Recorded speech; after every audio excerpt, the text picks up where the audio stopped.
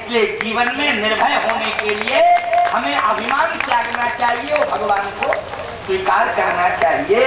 तो विश्वामित्र जी जय जप जोग जग मुनि करही अति मारीच सुभाव डरही। अरे बोले कौन मुनि डर रहा है ये मारी स्वभाव से? तो अब देखो मुनि कौन डर रहा, अभिमान आ गया। कौन मुनि? तो बोले लिखो कौन मुनि? बोले विश्वामित्र, विश्वामित्र नाम का मुनि। विश्वामित्र बोले अच्छा, न श्री लगाया न जी लगाया, डायरेक्ट विश्वामित्र। विश्वामित्र न श्री न जी, कोई सम्मान सूचक शब्द क्यों नहीं लगाया? तुलसीदास जी बोले क्षमा करो क्षमा करो, अभी लगाता हूं अभी लगाता हूं अभी लगाता हूं। तो तुरंत तुलसीदास जी ने कहा विश्वामित्र, विश्वामित्र जी ने कहा श्री जी क्यों नहीं लगाया? तो तुलसीदास जी बोले महामुनि और ज्ञानी।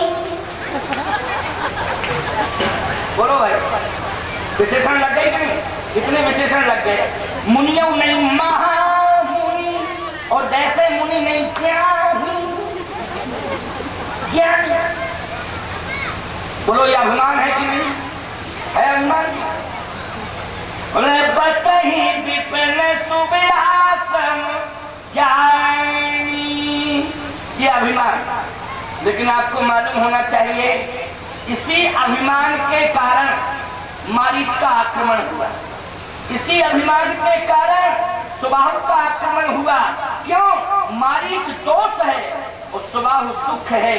जब जीवन में अभिमान होता है तो ये संत का दोष है, ये संत का दोष है।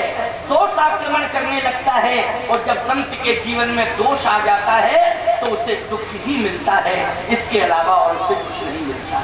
क्या मिलता है? दुख मिलता है। प्यारे ध्यान से सुनना, आज तारका सबसे पहले आक्रमण कर रही है और तारका को मैंने क्या बताया था अभी? दोष दुराशा बताया ना। ऋषि राम सुकेतु सुताची सहित सेन सुत कीन विवाह की और सहित दोष दुख तास दुराशा और तलय नाम जीव रवि ऋषि नासा। जैसे सूर्य के द्वारा अंधकार मिट जाता है, ठीक इसी प्रकार से अंधकार जब सूर्य के माध्यम से मिटता है तो हमारे जीवन के जो प्रबल शत्रु हैं, विकार जो हैं, वो अंधकार ही है जीवन का। उसको मिटने के लिए हमें राम की नहीं, राम के नाम की आवश्यकता है। इसलिए हमारे जीवन में राम का नाम आ जाए। आज राम जी पहुंच गए, तारका ने आक्रमण किया। जैसे तारका आक्रमण करती है तो विश्वामित्र जी ने कहा राम देखो देखो, एक नारी है, भले ही राक्षसी है लेकिन है नारी। अच्छा, इस यात्रा में भगवान को 3 नारी मिली, 3। पूरी अयोध्या से लेकर जनकपुर तक की यात्रा हुई, इसमें 3 महिलाएं, 3 नारी। सबसे पहले मिली तारका, ये भी नारी है। आगे बढ़े अहिल्या मिली, ये भी नारी। जनकपुर में पहुंच गए तो जानकी जी मिली, बोलो मिली कि नहीं? ये भी नारी। लेकिन तीनों के साथ अलग अलग व्यवहार किया भगवान ने। कैसे? बोले जैसे ही तारका मिली तो इस नारी का मरण किया, अहिल्या मिली इस नारी का तरण किया, और श्री जानकी जी मिली तो इनका वरण। क्या भाई किया वरण? अलग अलग व्यवहार हो गया कि नहीं हो गया है? तारका का क्या किया? मरण। चले जात मुनि दीन दिखाई, सुन तारिका क्रोध कर धाई। ये क्रोध सुन तारका क्रोध कर धाई, इससे क्रोध बहुत आता है, दुराशा में क्रोध ज्यादा आता है। कैसे? जैसे दूसरे से सुख पाने की आशा। आपने किसी से कहा कि मुझे एक गिलास पानी पिला दो, अगर उसने नहीं सुना और नहीं पिलाया तो उस समय आप क्या करोगे? क्रोध करोगे कि नहीं करोगे? क्रोध क्यों करोगे? क्रोध सुनते नहीं हो, इतनी लापरवाही 3 बार कह चुका हूं, फिर भी नहीं सुनते हो। क्यों क्रोध करोगे कि नहीं करोगे? क्यों? ये दुराशा है, दुराशा। और दुराशा ने क्रोध ही किया। बोलो किया क्रोध क्यों? बोले चले जाते मुनि हीन दिखाई, तो सुनता का क्रोध कर धाई। जैसे क्रोध करके दौड़ी तो विश्वामित्र जी ने कहा राम इसको मारो। राम जी ने कहा ये तो अबला है, अबला पर क्षत्रिय बाण नहीं चलाते, ये अबला है, अबला। अरे विश्वामित्र जी बोले अबला थोड़ी देर में खा जाएगी, है सबला। अगर जरा सी असावधानी हुई तो अभी खा जाएगी। देखने में लग रही है अबला लेकिन पूरी सबला है, इसको मारो। अब पाई निहंताम, चाहे अबला हो, चाहे पुरुष हो, चाहे बालक हो, चाहे वृद्ध हो, चाहे कोई भी हो, अगर आपकाई है तो उसका वध ही करना चाहिए। बोलो करना चाहिए कि नहीं करना चाहिए? इससे है राम, इसे मारो। इसने हजारों ऋषि मुनियों को खा डाला है, इसने तमाम यज्ञ विध्वंस करा डाले हैं। ये द्रोही है संतों की, ये गौ ब्राह्मण की द्रोही है, साधुओं की द्रोही है, इसलिए इसको मारो। राम जी ने कहा तो मारना ही पड़ेगा गुरुदेव। हाँ। एक ही बाण प्राण हर लीना, एक ही बाण से प्राण हर लीना, ये हो गया मरण। तीन जानते निज पद कीन्हा, तीन जानते ही निज पद दीन्हा। भगवान के बाण की ये विशेषता है कि उसे मोक्ष मिलता है। भगवान का बाण जिसके भी लग जाए उसे मोक्ष मिल जाता है। भगवान का नाम जिसके कान में पहुंच जाए उसे मोक्ष मिलता है। यही तो विशेषता है भगवान के बाण की विशेषता, भगवान की वाणी की विशेषता, भगवान के नाम की विशेषता यही है। नाम अगर कान में पहुंच जाए तो वो लोग तर जावे व्यक्ति के लिए, मोक्ष मिल जावे। काशी मरने मुक्ति, काशी में मरने पर मुक्ति मिलती है। भगवान शंकर बोले ये काशी की विशेषता नहीं है। का फिर विशेषता किसकी है?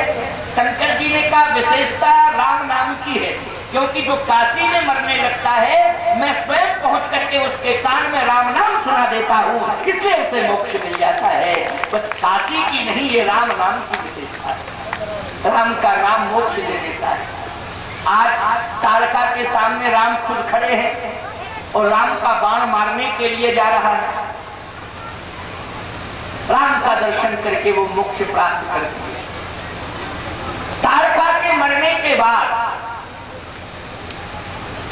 आप जानते हो सिद्धाश्रम में यज्ञ हुआ, और जब यज्ञ हुआ तो भगवान राम स्वयं कह रहे हैं विश्वामित्र जी से क्या कि प्रात कहा मुनि सन रघुराई, अब तो निर्भय जग करो तुम जाई। अब निर्भय होकर के यज्ञ करो, कोई भय नहीं। विश्वामित्र जी बोले राम अभी तो ताड़का ही मरी, अभी 2 राक्षस और रह गए, 2 राक्षस और रह गए, ध्यान रखना। राम जी बोले इससे आपको क्या लेना देना? निर्भय जग करो तुम जाए, निर्भय होकर के यज्ञ करो। विश्वामित्र जी बोले तो हम कर रहे हैं, हाँ, निर्भय होकर के करो। राम लक्ष्मण क्या करने लगे? गोस्वामी जी कहते होम करल लागे मुनि झारी, आप रहे मठ की रखवारी।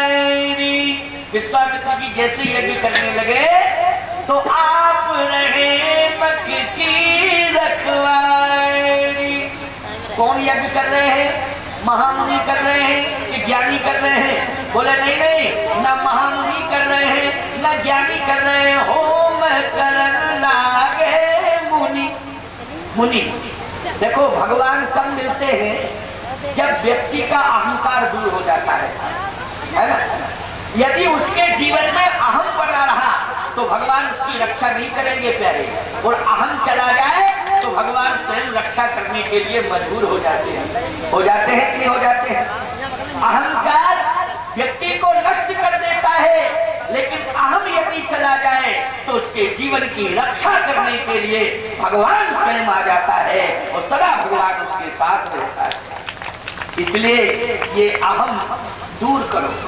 ये मैं शब्द जो है, एक सज्जन बोले महाराज मैं मानी अभिमान होता है। हमने कहा अभिमान होता है? बोले मैं के बिना काम चल सकता है? हमने कहा जैसे? बोले जैसे अभी अभी लोग हमसे पूछ रहे थे कहाँ जा रहे हो, तो मैंने कहा कि मैं कथा सुनने जा रहा हूं। अब बताओ मैं शब्द आया कि नहीं? मैंने कहा मैं कथा सुनने जा रहा हूं और आप कहते मैं मानी अभिमान, मैं के बिना काम चल सकता है? हमने कहा देखो प्रयोग किस तरह से तुम मैं को ला रहे हो, मैं को किस तरह प्रयोग में ला रहे हो, इस पर विचार करना है। बोले कैसे? हमने कहा जैसे मैं हमें किस तरह से प्रयोग में लाना चाहिए? बोले आप ही बताओ। हमने कहा मैं अभिमान बन जाता है। कब? बोले कब बन जाता है? हमने कहा जब मैं पर बल दे दिया जाता है। सदा मैं अभिमान नहीं होता है, जब मैं पर बल दे दिया जाता है तो मैं अभिमान हो जाता है। तो मैं पर बल मत दिया करो। बोले जैसे? हमने कहा जैसे कोई आदमी कहे कि वहां बहुत सारे लोग थे लेकिन मैं भी वहां फिर पहुंच गया, मैंने भी दर्शन किया। और हमने कहा ये भी एक तरीका होता, वहां बहुत सारे लोग थे लेकिन जब मैं पहुंचा, क्यों भाई? आ गया अभिमान, आ गया अभिमान, क्योंकि मैं पर तुमने पूरी ताकत लगा दी। मैं पर ताकत क्यों लगा रहे हो? यही तो अभिमान है। बहुत हल्के में ले लिया करो मेरे को। बहुत सारे लोग थे वहां, मैं भी पहुंच गया, मैंने भी दर्शन कर लिया, मैं भी धन्य हो गया, मेरा भी जीवन कृतार्थ हो। क्यों भाई, क्या दिक्कत है इसमें? ये समर्पण हो गया। लेकिन तुम ये कह रहे हो बहुत सारे लोग थे लेकिन जब मैं पहुंचा,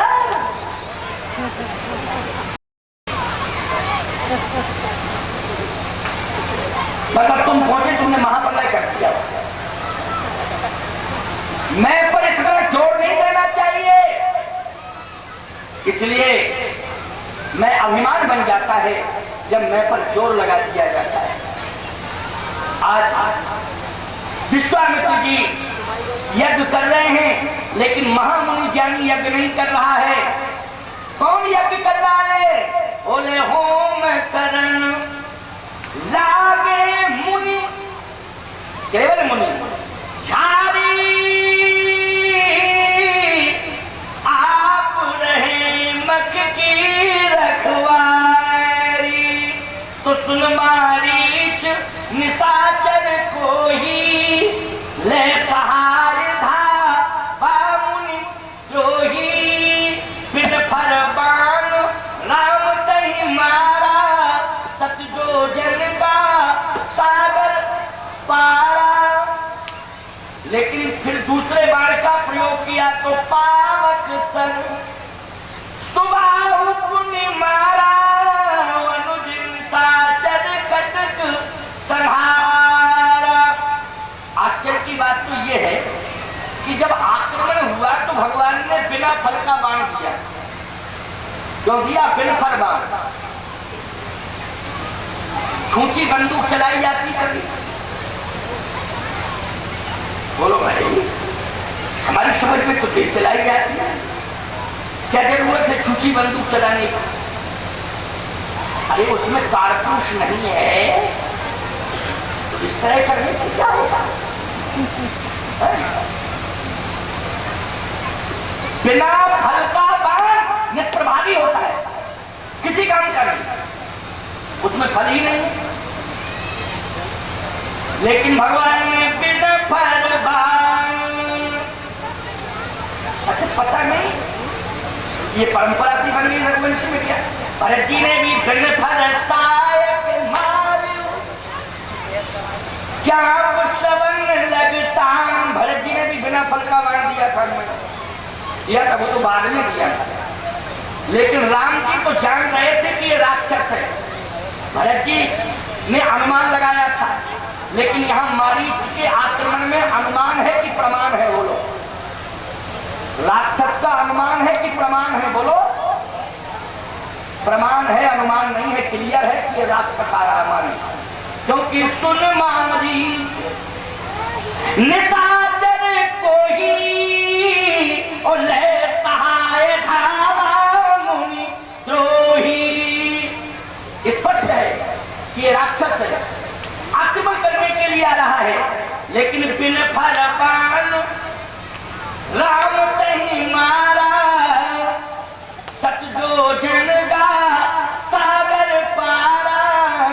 अच्छा ठीक है भाई, मारीच के ऊपर बिना फल का बाण दिया था, तो सुबाहु के ऊपर भी बिना फल के बाण का ही प्रयोग करना चाहिए था। लेकिन सुबाहु के ऊपर बाण बदल गया। बाण क्या बदला? बोले पावक सर, अग्निबाण। बोले पावक सर सुबाहु पुनि मारा, अनुदिन साचर कटक संहारा। मारीच को बिना फल का बाण देके समुद्र के उस पार भेज दिया। अगर ये उसी दिन मर गया होता तो ये दुनिया का नाटक होता। अगर ये उसी दिन निपट गया होता तो ये जो बवाल बाद में हुआ इतना बड़ा, इसी के कारण हुआ कि नहीं हुआ? बोलो, हुआ कि नहीं हुआ? मतलब सीता हरण, लक्ष्मण शक्ति, जटायु मरण, सब इसी के कारण हुआ कि नहीं हुआ? लेकिन पावक सर, उसको समुद्र के उस पार भेज दिया बिना फल। पावक सर सुबाहु पुनि मारा, अनुदिन साचर कटक संहारा। किसी ने प्रभु से कहा कि आपने बिना फल का बाण मारीच को क्यों मारा? बिना फल का बाण सुबाहु को मार देते तो क्या दिक्कत थी? या फिर दोनों को अग्निबाण से जला देते तो क्या परेशानी थी? ऐसा क्यों किया? भगवान ने कहा इसलिए किया क्योंकि दोनों में अंतर है। क्या अंतर है? कहा मारीच दोष है और सुबाहु दुख है। सहित दोष दुख दास दुराशा। समझ गए बात को? दोष कौन है इसमें? मारीच। दुख कौन है? सुबाहु। भगवान बोले तुम इतना भी नहीं जानते हो दुनिया के लोगों कि दोष मारा नहीं जाता है, दोष दूर किया जाता है। अच्छा बोलो, दोष को मारा जाता है कि दूर किया जाता है? बोलो, जिसमें दोष आ जाए सीधा ही उसके दोष को दूर करना चाहिए, नहीं करना चाहिए? यही धर्म है कि नहीं? यही धर्म है, यही धर्म का नियम। यही दोष को दूर किया जाता है। तो फिर आपने सुबाहु को क्यों जला दिया? इसको क्यों मार दिया? इसको जला करके नष्ट क्यों कर दिया? भगवान ने कहा इसलिए मारीच दोष है, सुबाहु दुख है। जब जीवन से दोष दूर हो जाता है तो दुख अपने आप समाप्त हो जाता है, अपने आप नष्ट हो जाता है। इसलिए दोष के दूर होते ही सुख का अंत हो जाता है। बोलो, हो जाता है कि नहीं हो जाता है? इसलिए दोष दूर हुआ तो दुख का अंत हो गया।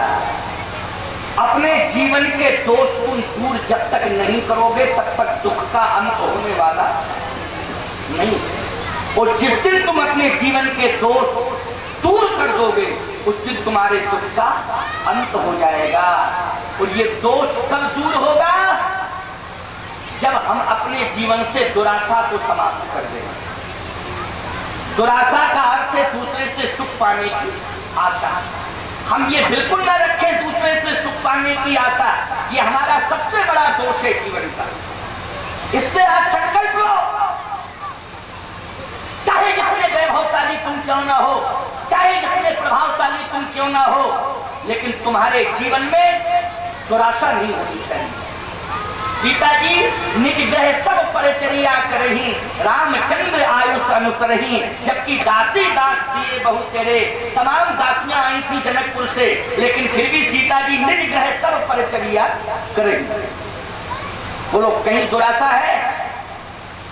अपने हाथ से अपना काम कर रही है घर का, इसमें कौन संकोच की बात है, कौन दिक्कत की बात है?